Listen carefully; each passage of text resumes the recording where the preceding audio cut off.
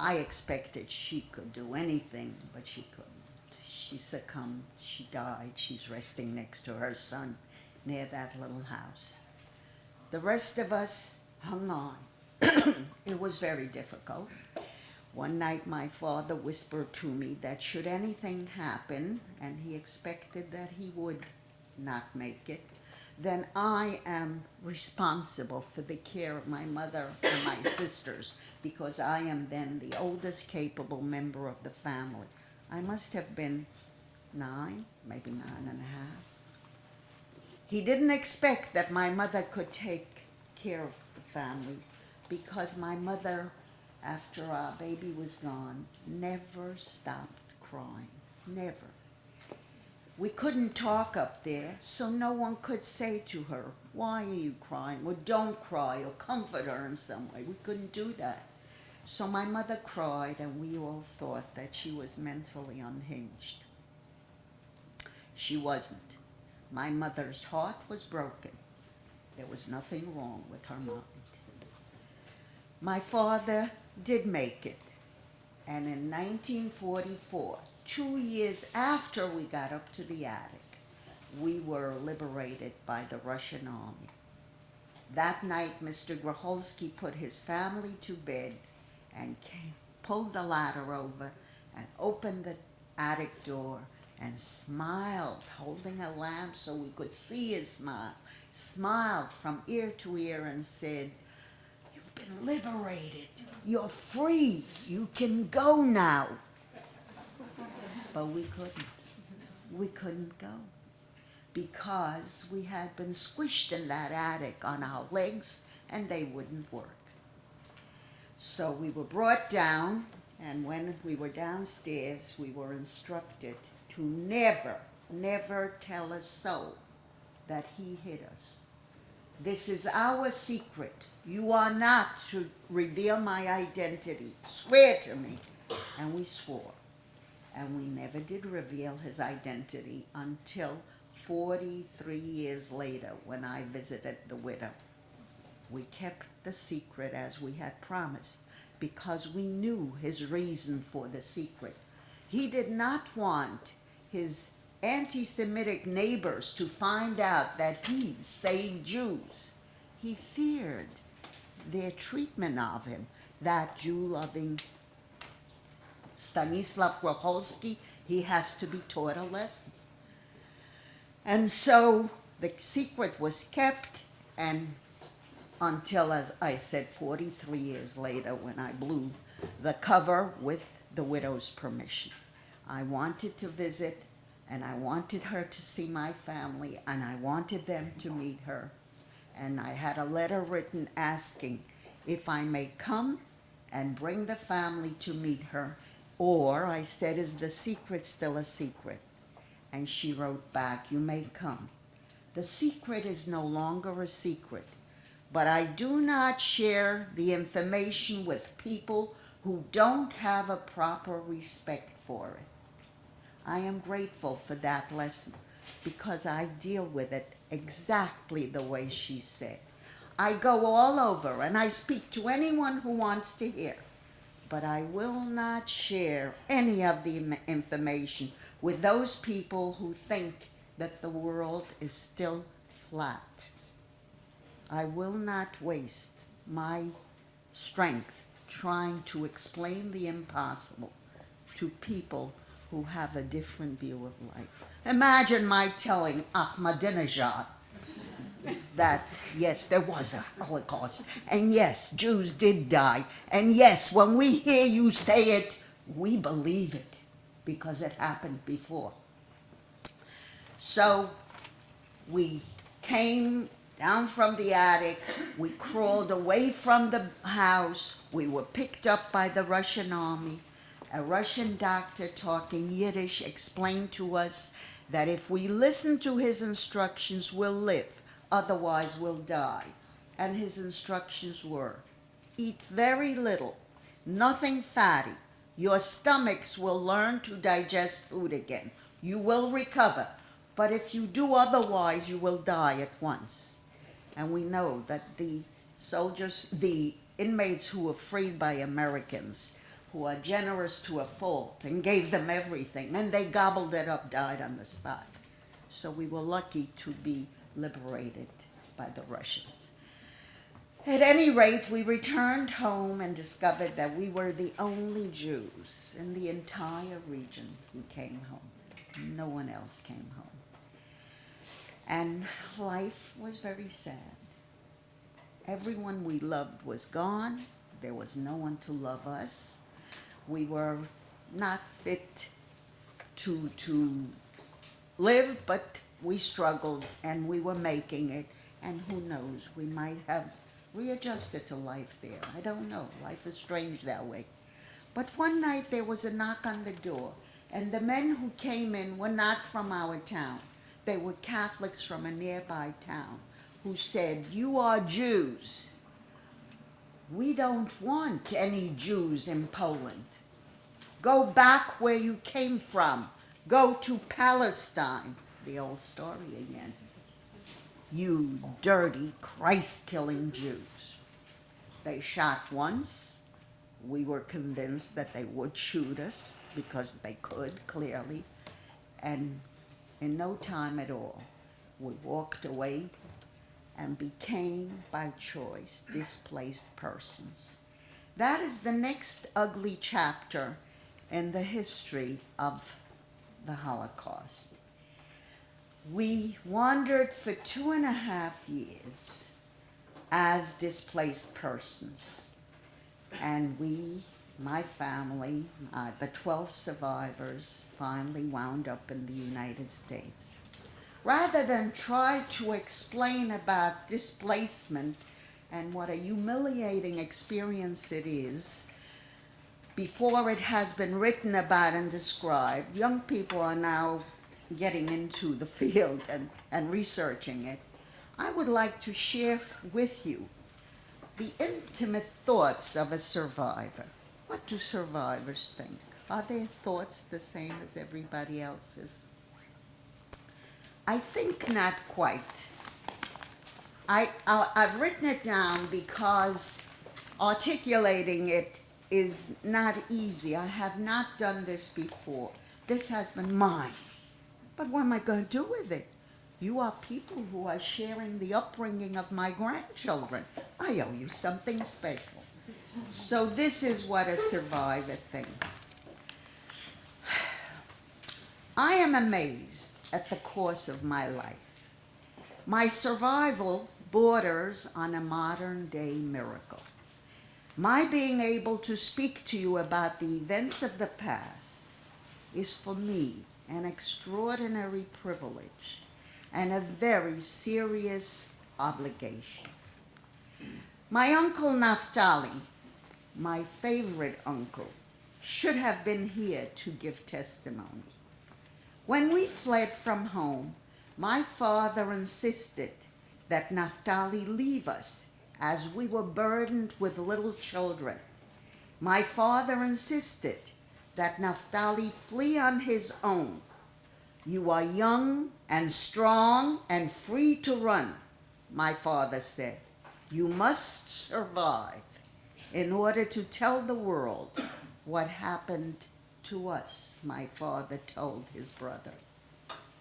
My uncle Naphtali was murdered. I am here in his stead, and I'm keenly aware of the fact that I'm obligated to tell in his honor. I am a daughter of the people Israel. I'm trying hard to understand our unbelievable role in history and our extraordinary inheritance. I have learned to love my people, the Jewish people, though taught otherwise by our enemies. The endless persecution which came from institutional condemnation and demonization of us led to the teaching of contempt, expulsions, inquisitions, forced conversions, pogroms, and finally, the Holocaust. But it has not destroyed our spirit. Our record of survival, despite all the persecution, is without precedent or equal. And it is an awesome fact, no doubt envied by others.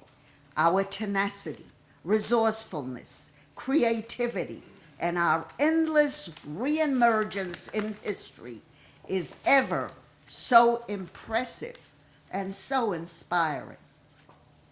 And yet, I often feel great existential anxiety. Are we too complacent now that we once again have a national home?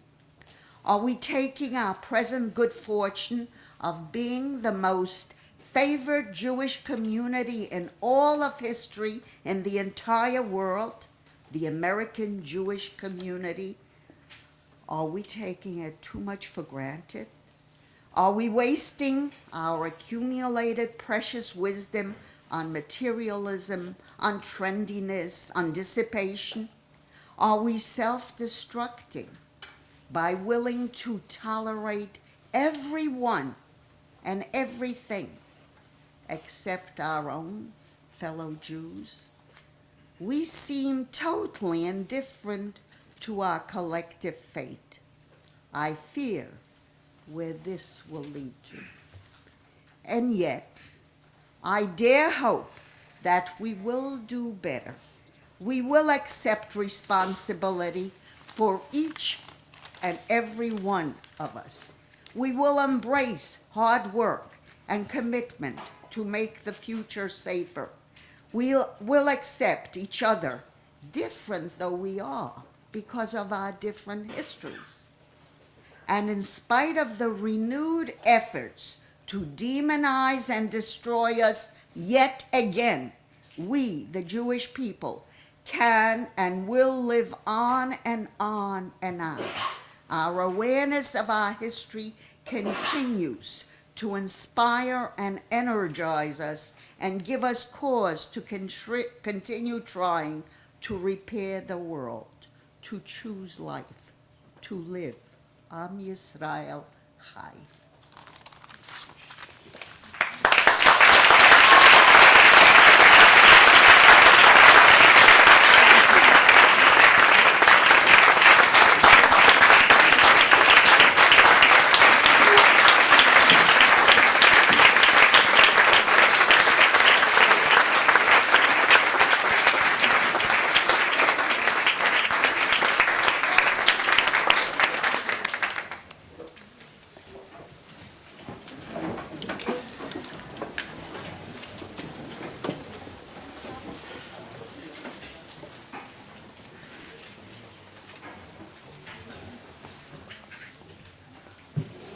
If you have questions, I'll be delighted to share.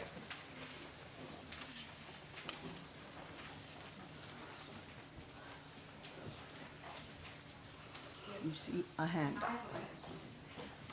did you get to America? We got to America because of those two brothers who sent dollars. When the war ended and we finally made it by every treacherous means you can imagine into the American zone, from the Russian to the British, finally the American zone. When we finally got there, the Americans had set up ways and means of helping these hopeless, helpless people. And they came to us. We wandered into a DP camp and they came to us, and as I recall, communication wasn't easy, but we managed. And you know, Americans speak a monolingual, and that made it more difficult. We managed, and they found us out from us that we had two uncles, two of my father's brothers were here. And they said, do you have addresses? And we did, but they were old. And they found them. They found my uncles, and my uncles told us that during the night they had a call. They came to the house and said, you have survivor family, do you want them? And my uncle said, yes, they did, and papers were sent. It took a long time to get us here because they wanted only healthy people. And my sister Miriam, who by the way is a very healthy person, seemed to have had a mark on her lungs, which they suspected might be TB. And so there was a delay, and that's why it took 2.5 years. But we were the second shipload of refugees after Truman opened the doors and let us in. And November 10th, 1947, we were here. Yes. Can I see you in Ellis Island? My name is there, yes, yes. My whole family. My husband takes care of that. We are not a forgotten family, yes. How did you amuse yourself when you were in there? Oh, we didn't amuse ourselves, darling. The attic was dark. The cracks in the wall were all the light we had. And we had nothing. Not a pencil, not a paper, nothing, nothing at all. And we had to be silent, totally silent. So this was the way we lived. It was not an amusing way, but you learn. It's almost impossible to believe that one can get used to everything. And I think therein lies a bit of danger too. We kind of get used to things and we begin to accept even the worst. And it's not good. But we survived, and that's good. Back there, lady. What was the name of the town that you were from, and approximately where was it located? The name of the town is Uzhayevica. No one ever heard of it. I'm sorry, say it again? But it's near two small cities, Pshevorsk and Kantruga. No one heard of them either. So it is not far from Yaroslav, and every so often there is a person who has heard of Yaroslav. And it's not too far from Rzeszów, and of course, not too far from Krakow. Everyone has heard of Krakow because of Pope John Paul. So that's where I come from. Yes, Mark. Usually the children who were living downstairs didn't know that you were heading up there? When we visited in I don't know if it was 88 or 89 anymore, but it was very late in the 80s, and I got the widow to agree to have us come, and we visited, and we sat around and partied for a couple of nights and talked, and either Leslie or Jack or their cousins asked, "Did you know what was going on upstairs when our family was here?" And one of the daughters said, "Yes, we knew, but we didn't say anything because their father treated discussion of this as though it was the worst thing you could do. He gave looks that killed, and so they were silent, and no one talked about it, happily for us." Yeah. Yes. How did your family know to trust the farmer when you guys were going to go hiding different places? Like, how did they know he wasn't going to trick you? You don't know whom you can trust. You don't know. But if you have choices, you try to choose. We had one man who said to us, "I will come and I will direct you and I will help you." And he did. And the truth is that towards the end, this got so tough and so difficult, especially for his wife. She seemed to have had a nervous breakdown. And I remember, we don't discuss this at home, you understand. At home I talk to myself, and it works. But I remember that as we were looking at the cracks in the wall of the attic, she would be feeding her chickens. She'd be throwing grains at them, and she would say, "You miserable chickens, I hate you. I wish you had never come into my life. I'm going to poison you one of these days." And we knew that we were the chickens. So my uncle went down to their house one night, and he said to the couple, he said, "Look, we hear you, and we know that you mean us when you talk of poisoning. And I want you to know that the underground, the resistance, knows that we are being taken care of by you. And if anything happens to us, you're toast. And of course, my uncle was bluffing. Nobody knew anything. That was a bluff. But that's all we had. And I don't know if she would have done anything. I don't know what would have happened, but the truth is we made it. When I talked to her during our visit, she told me, when I asked her, where are my cousin and my aunt buried? She said to me, I don't know. And I said, how could that be? How could you not know? They're right here near your house. And she said, you don't seem to understand that my mental health was so bad, my husband didn't tell me that you people are dying up there. And so I didn't know that anyone died and was buried and where they're buried. And I suppose that is true. He tried to spare her, and whatever it was, it worked. It's a miracle. Yes. Did he ever get official acknowledgement as a righteous Gentile? No, he didn't, because Yad Vashem has standards. And when the bribery issue entered the picture, and they said, oh no, that was not altruism, that was a bribe. And my sisters and I kicked up a storm. We went there and we said, what do you mean it was a bribe? That was nothing what we gave them. And so, no, they have their standards and that's it. But I did manage to get their names on that white marble wall in Washington, a huge white marble wall with large gold letters. And Maria and Stanislav Grocholski's names are on that wall. Yes. How did your mother and father have courage to go outside and deliver a baby to the church?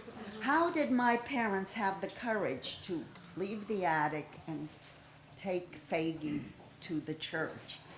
And this business of courage is a very intriguing kind of business. I kind of think that it comes from commitment. That if you make a commitment to do something and you work at it, the courage comes. My parents wanted to save Faggy. There was no way of knowing that it wouldn't work. And that gave them what it took, which you call courage, and we all call it courage. And they did it. It didn't work. Yes. Your spirit of survival is absolutely extraordinary. I wonder if there are any tools or any ideas you can share for those of us who have not gone through anything like you, but just how you and your family were able to go through so many different scenarios and situations and survive and be as successful as you are. I think I'll refer you to my best critic, my daughter Leslie. She told me the other day, Mom, you're so practical. Don't you see the sentiment of this, the value of it? And I am very practical, and I've always told her, Leslie, I've had to be practical. Nothing else would work for me. And that's what I did. I am very practical. I kind of departmentalize, and I say, no, this won't work, I gotta go this way. And I do it. And one of these days, I'll make a mistake, but look, I have no guarantee of life.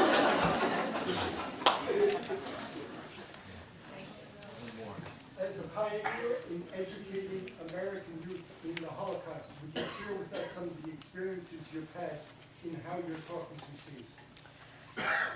I have to say that the American boys and girls in the public schools make me so comfortable. When I enter a public classroom, I think with my Jewish children, I have a little bit of fear of frightening them. I do not want to frighten the Jewish children. I want them to have guts.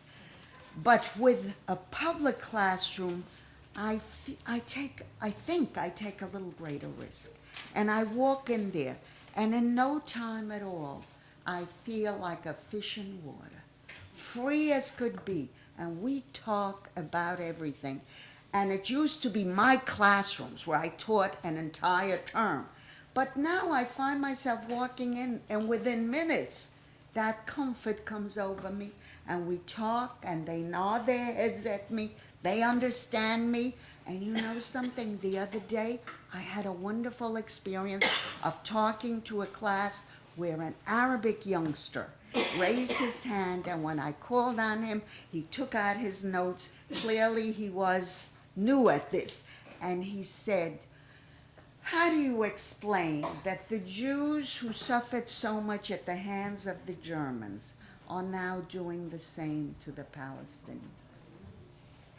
And I explained to him that that is certainly not our intention, and that he should try and understand that at this point we are motivated by fear.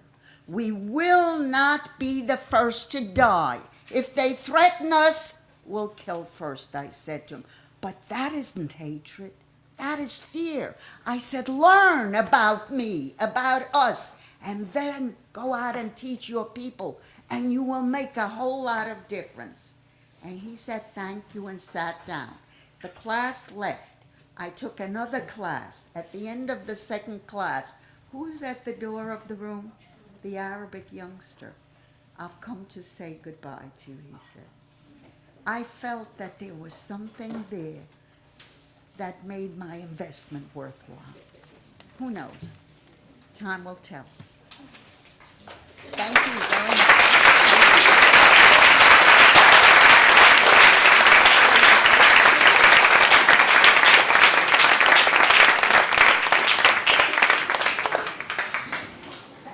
At this point, if everybody could light their candle, we're gonna light one and pass it around.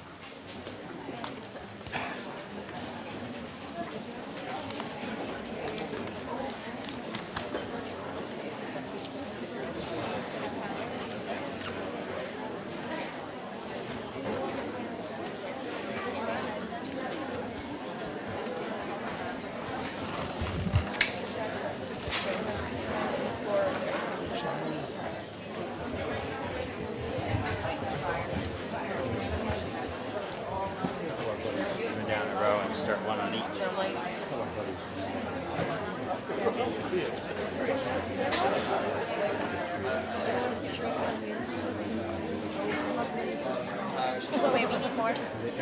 And didn't put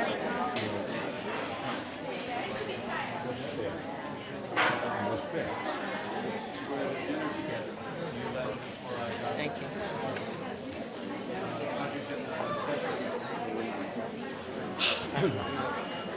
We want yours? Yeah.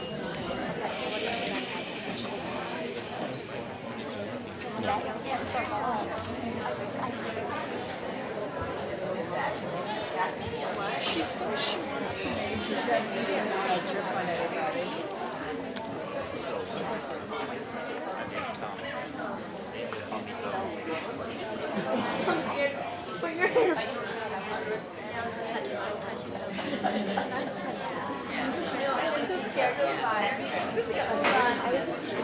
Can I light my candle from yours? Yeah, sure.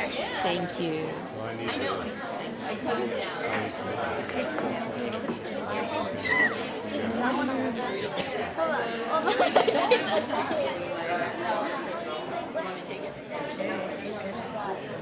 Hold it like this.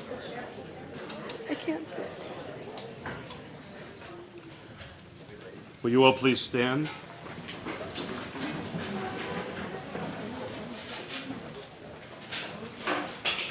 El male rachamim, shochen b'amromim, hamitzei menucha nechona, tachat kanefei hashechina, b'mahalot kedoshim utehorim, כזוהר הרקיע מזהירים את נשמות כל אחינו בני ישראל, אנשים, נשים וטף, שנטבחו ושנחנקו ושנשרפו ושנהרגו. בגן עדן תהא מנוחתם, אנא בעל הרחמים. הסתירם בסתר כנפיך לעולמים, וצרור בצרור החיים את נשמותיהם. אדוני הוא נחלתם, וינוחו בשלום על משכבותיהם, ונאמר Amen. Please join me in Kaddish. Yitgadal v'yitkadash shemei Rabbah, v'yalma divrach chirutei v'yamlich malchutei, v'chayechon v'yomechon v'chayei d'chol Beit Yisrael, v'agala u'vizman kari v'yimru Amen. Yehei shemei Rabbah mevorach li'olam u'li'olmei almaya. יתברך וישתבח ויתפאר ויתרומם ויתנשא ויתהדר ויתעלה ויתהלל שמי דקודשה בריחו. לעילה מן כל ברכתה ושירתה, תושבחתה ונחמתה, דאמירן בעלמה ויאמרו אמן. יהי שלום הרבה מן שמיה, וחיים עלינו ועל כל ישראל ויאמרו אמן. עושה שלום במרומיו, הוא יעשה שלום עלינו ועל כל ישראל ויאמרו אמן. Please join together in the singing of Hatikva. כל עוד בלבב פנימה, נפש יהודי הומייה, ולפתי מזרח קדימה, עין לציון סופיה.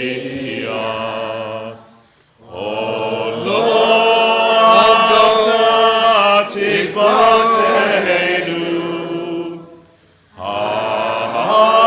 התקווה שנות אלפיים, להיות עם חופשי בארצנו, ארץ ציון ירושלים. להיות עם חופשי בארצנו, ארץ ציון ירושלים.